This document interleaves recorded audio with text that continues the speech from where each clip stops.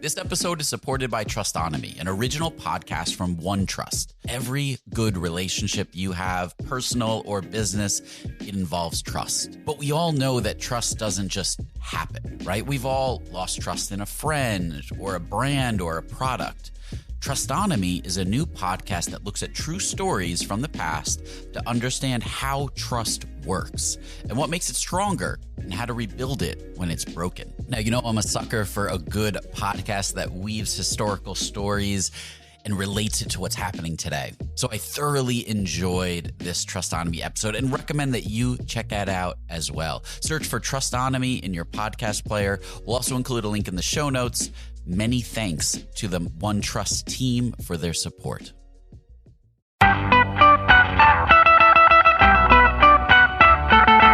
Welcome to the Rocketship podcast.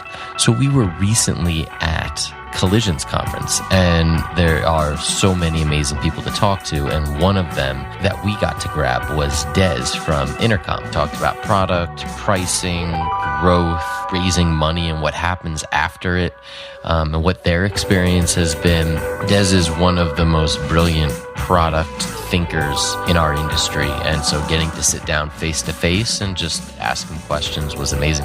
Now, I have to tell you that this was live. It was in a busy conference hall, so the sound quality isn't quite as good as usual, but I promise the content is worth listening to. Let's get into it.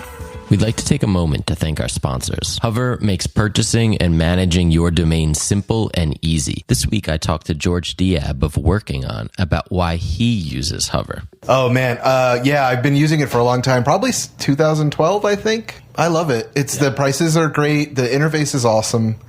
And I still have a few domains out in some other places, and I'm just waiting to find some time, and I'll move them all with the Hover. I love it. Yeah. Go to hover.com and use the code SATISFIEDCustomers to get 10% off your domain purchase today. Horse. You know what a gator is? Horse. It's like an alligator.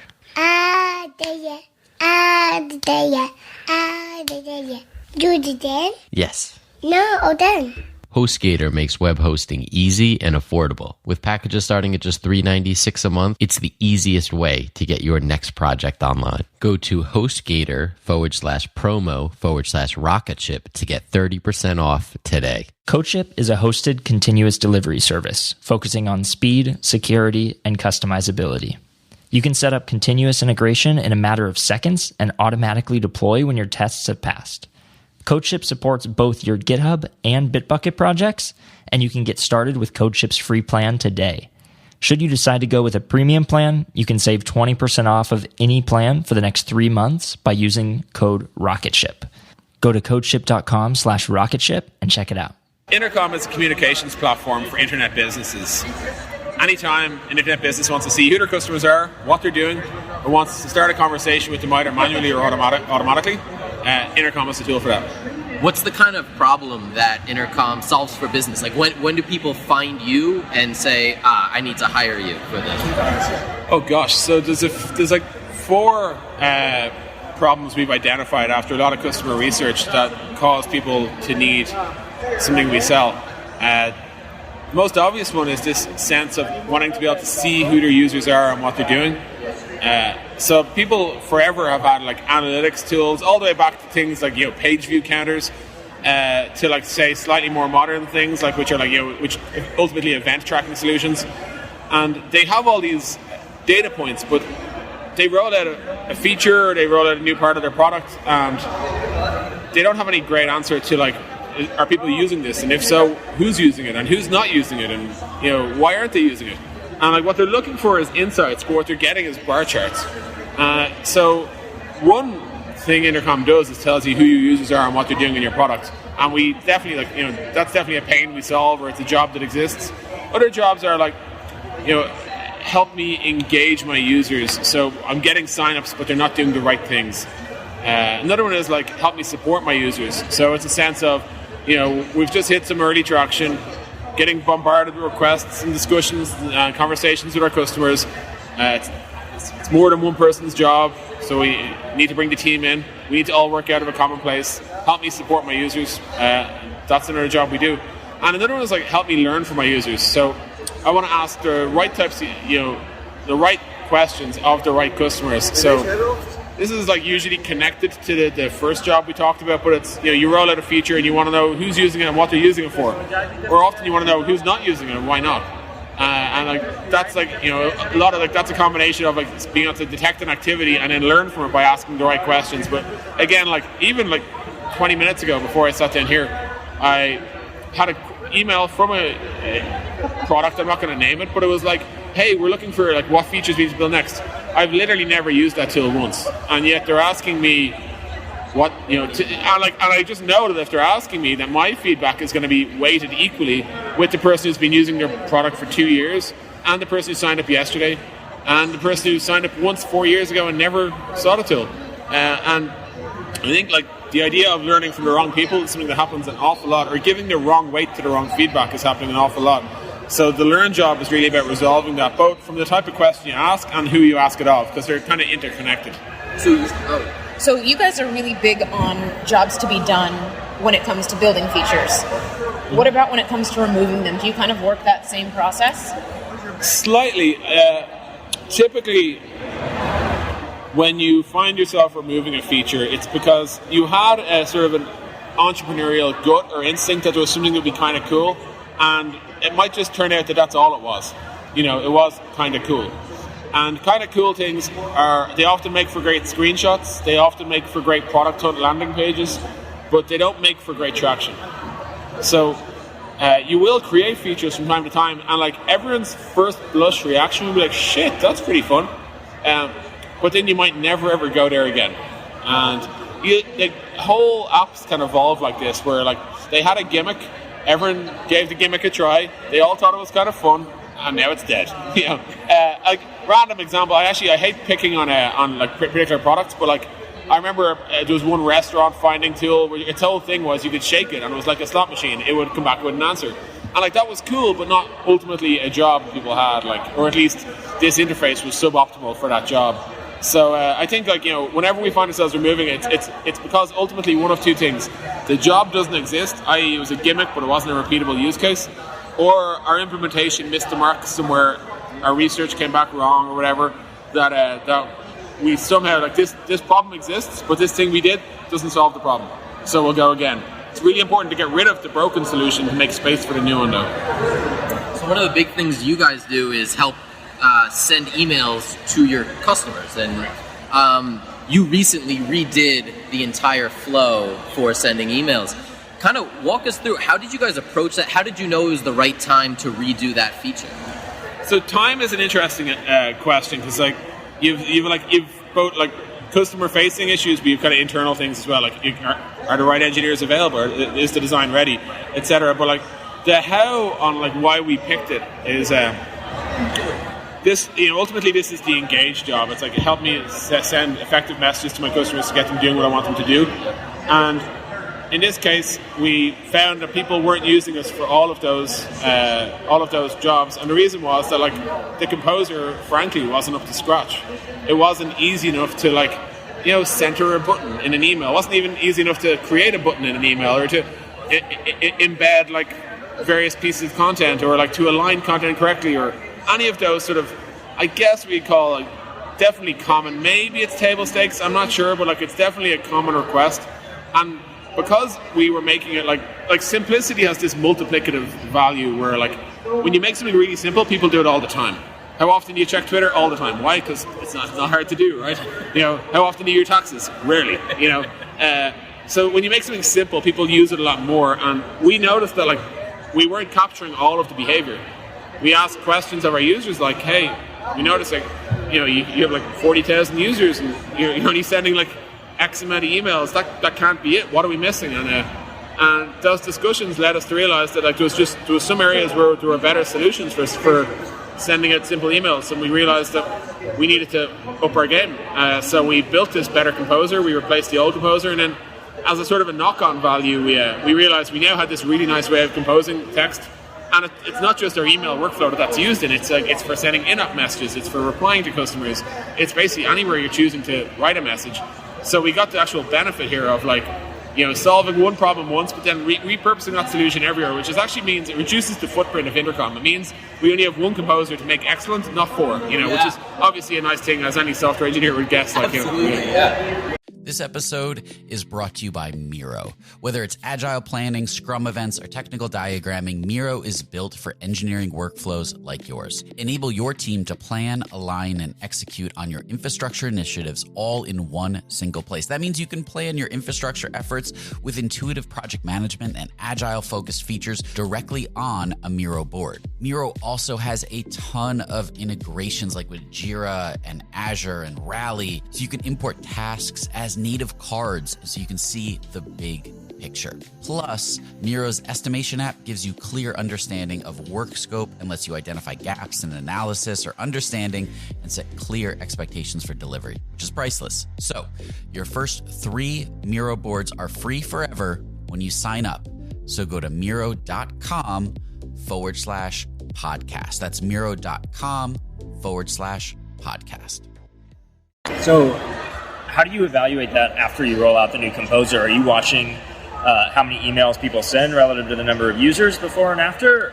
So you've got qualitative and quantitative feedback. So the obvious one is if people are sending less emails, then obviously we really didn't get it right?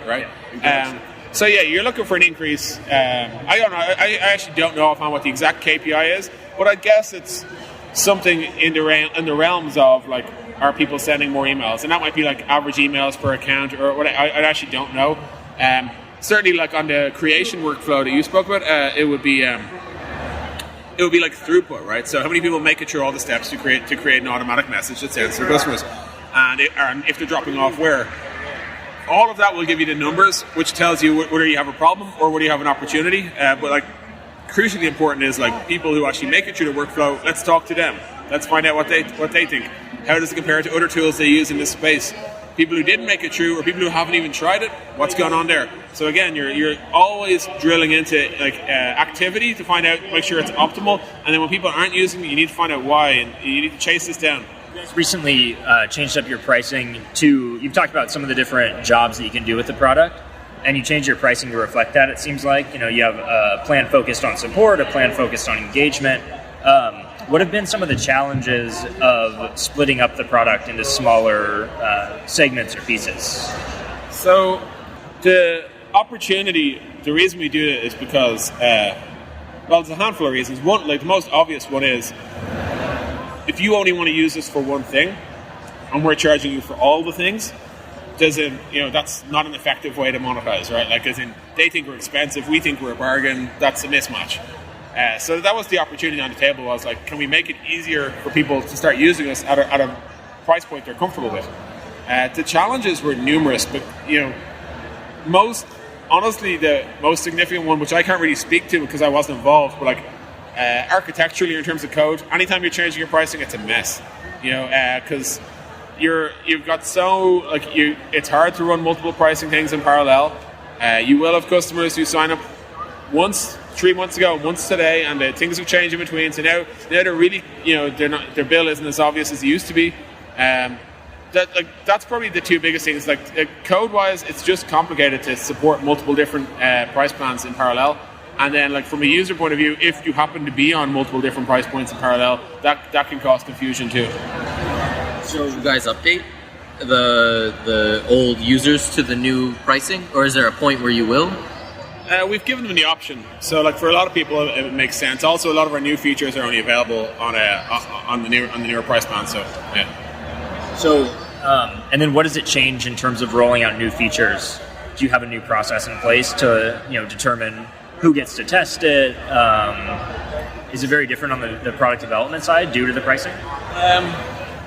Not really due to the price. I mean, our rollout looks the same kind of regardless of how the product is priced, which is, a given team will build a feature. They're the first people who get to see it in live Intercom. The next people who get to see it will then be they can have a live and they alone can know that it's a little bit rough or a little bit certain things don't necessarily work.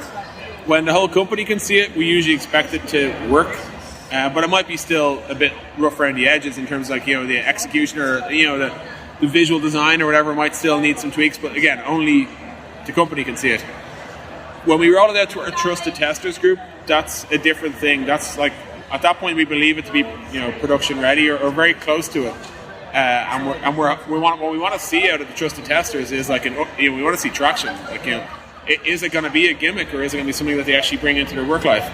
And then lastly, it'll go out to, like, I would say all the users, but I mean all the users for whom it makes sense. So obviously, if this is a support feature, it may go out. It certainly won't go out to like people who don't have access to support, because it makes no sense to them. So the last rollout is about like who actually gets it and where it goes. How do you decide who gets these rollouts within the company, and also once it goes out to users? A lot of it's just down to like, within the company, it's pretty simple. It's just the team get it first, then the rest of the company get it. That's just that. Like, beyond that, when it's rolling out, you're really into sort of a product packaging question. So, like, as I said, you're not going to, every feature is tied to some part of the product. Some of them are part of the platform, so they go out to absolutely everyone. So if we improved how you say like user profiles, well, every package we have has user profiles, so that improvement goes across the board. If we improve the email workflow and you don't have email workflow, you're not going to get it. So that's usually what the decision is. It's just, sometimes if a feature is like what we would consider to be a professional feature, is in like only certainly only useful or demanded by larger companies, we'll put it onto one of the pro plans. But that's usually how it goes. What's been the biggest challenges that you guys grow in terms of keeping the team moving forward and the product, high quality? Yeah, at company level, it's lots of things like hiring great people, continuing to find excellence in each area. On product level, it's I think we recently so Paul wrote a blog post about like how to scale a product team, and there was definitely a period before we went through that phase where whatever. I think every kind of company goes through different points of like re-architecture or reorg, and usually it's triggered by things like direct reports. So you might find, hey, this person's now got 17 engineers reporting to them. They're not going to be able to do a one-to-one with each of 17 engineers, or they do, in which case they don't do anything else, with their life whatsoever. So you have to restructure around those sort of things. So I think there's choke points, and things that give are usually like the organizational structure, and it's usually triggered by demands on one person or demands on people's time. So I think if you can imagine the product equivalent of that, what it looks like is one team responsible for too large a footprint. So the footprint itself, if we had one team that was responsible for say everything to do with communications inbound and outbound, right? That would actually be quite a lot, because you've got a shared inbox, you've got email parsing, you've got email sending, you've got composer workflows, you've got basically everything almost, right? But at the same time, when we were 4 people, that was true. When we were 8 people, that was true. So you have to kind of recognize, you allocate parts of the product to product teams, and we're actually right now we're kind of quite well organized in that we have products, and each product is supported by a product team. So that's pretty clean. Your mileage may vary. Ours did. So we'll see how it scales. Well, your team is excellent product people. How do you, coming from 4 people, right? How do you stay involved in the product, but yet give kind of the control to the people that you've charged with leading that front? I think your involvement just shifts through layers of abstraction. Okay. So when we were 4 people, our CEO is probably the ultimate product person, and he is definitely has a heightened attention to details. It's incredibly impressive. What happens is if you take someone like me, my pet hate is bad copy or inefficient workflows or hey, I clicked this thinking it would do this and it didn't. When we're 4 people, that's what I jump over. When we're 16 people, that's still what I would jump in on. Hey, look, this literally was going to confuse people if we roll it out like this. What you kind of try to do is abstract that into principles. Hey, whenever I see something like this, I think it should be more like that. And the reason I think this is because of that. Who doesn't agree with me here? And maybe I'm wrong, Or maybe no one's job was actually to ask that question, in which case we need to work out, like, how do we structure the team such that somebody does a final piece of QA on, like, expected behavior or whatever, you know. So I think, like, it's just, you know, you start off maybe caring about the pixels, you end up then you move to caring about the people, then you move to caring about the process. Ultimately, you start caring about the product team, and all the time you're just looking for, like, the right orientation to get you the right results. That's so cool. And your team is split between San Francisco and Ireland, right? Mm-hmm. So how do you manage kind of keeping everyone feeling like they're part of the same team? And do the two offices work on different things, or is there a lot of overlap? So Intercom is designed and engineered, and I guess whatever you want to call it, I would say hosted, but that's not the right word. Like our operations team who keep the show on the road, basically. They're all Dublin, and then every other business function is San Francisco. So you're talking everything from like G&A, sales, marketing, finance, analytics, growth, customer support, etc. All of that is San Francisco. So what the slight advantage that gets you is you don't have like teams split across the Atlantic. It's not like, you know, I think people make a lot about how amazing, say, remote work is. I think I've talked to many folks who can also speak to the challenges of it. For us, what we do is we make up for it with a lot of video calls, a lot of communication, probably more docs than would be necessary if everyone was in the same room all the time or whatever. I say probably. Some of it's still useful from a legacy or from a bringing on a new person point of view. And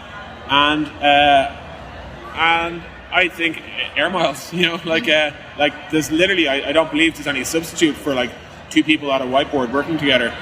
So when you want to have discussions around things that involve product plus marketing or product plus sales plus marketing, or, you know, human-to-human contact is still, you know, the highest bandwidth one we have.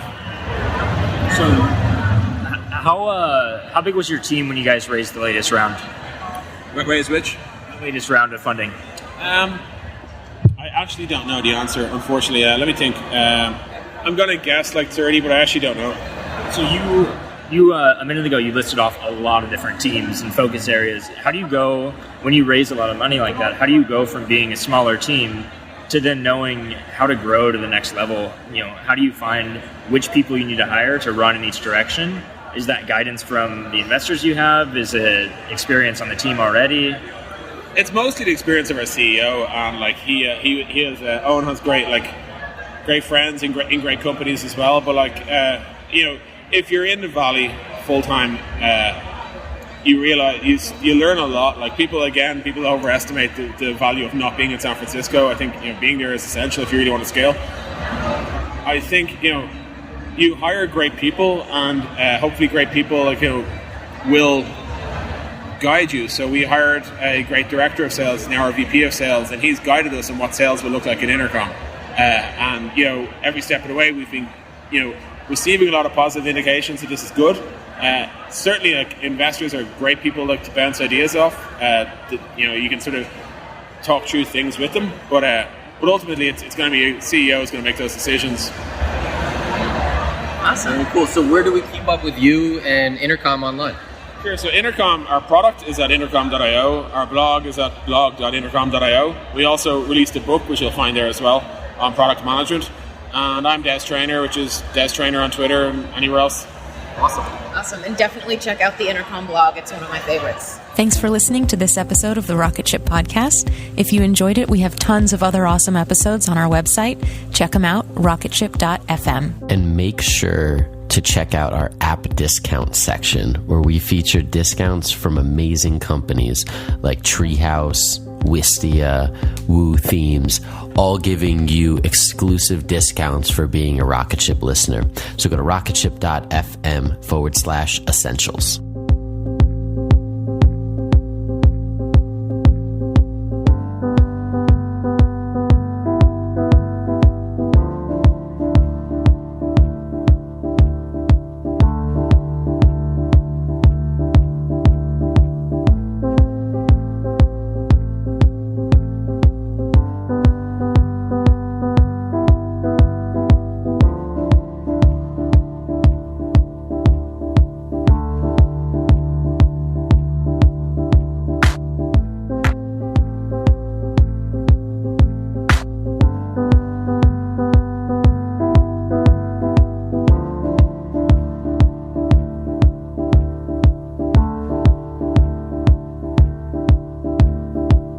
newborn. I'm not the old guy that you used to see. I'm newborn.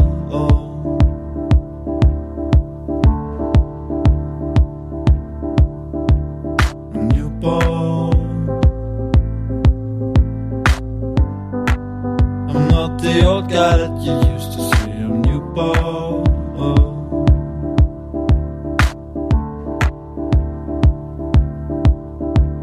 I'm newborn.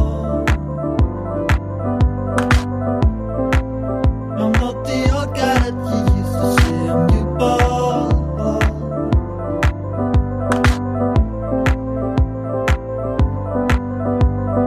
Newborn. I'm not the old guy that you used to see. I'm newborn. I'm newborn. I'm not the old guy that you used to see. I'm newborn.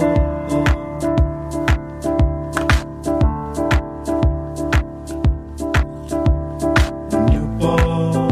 I'm not the old guy that you used to see. I'm newborn.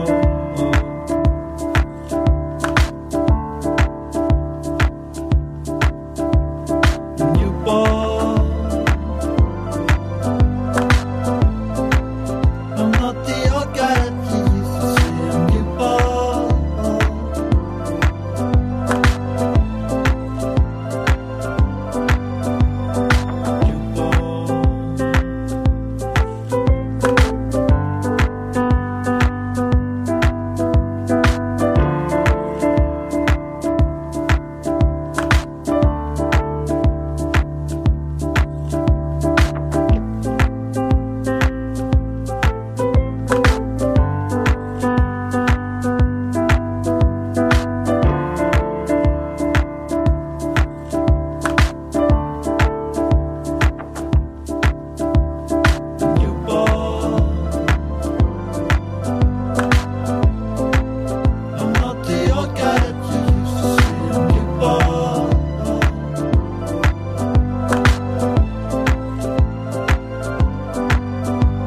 I'm newborn.